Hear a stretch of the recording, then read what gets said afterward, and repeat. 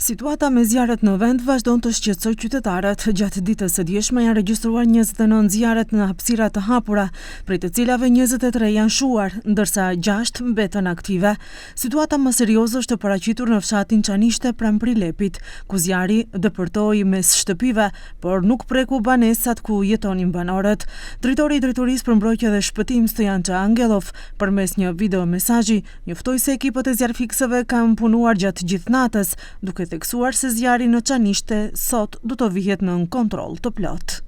Голема благодарност до прилепските пожарникари кои што пожртвувано се бореа со огнот и успеаја да спасат поголем дел од селото.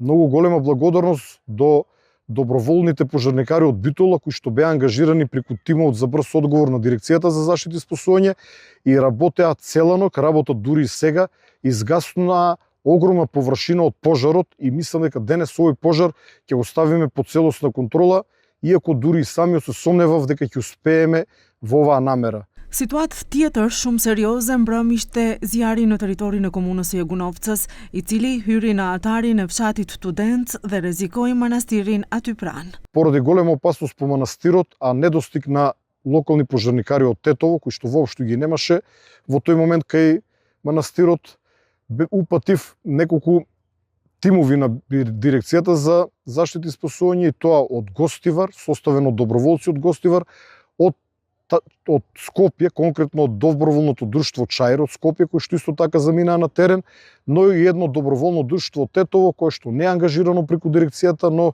со мој согласност се вклучи во гасење, односно заштита на манастирот и гасење на пожарот. Angelov njoftoi se për momentin aktiv është zjarri nga Velesi që po përhapet drejt Zelenikovës.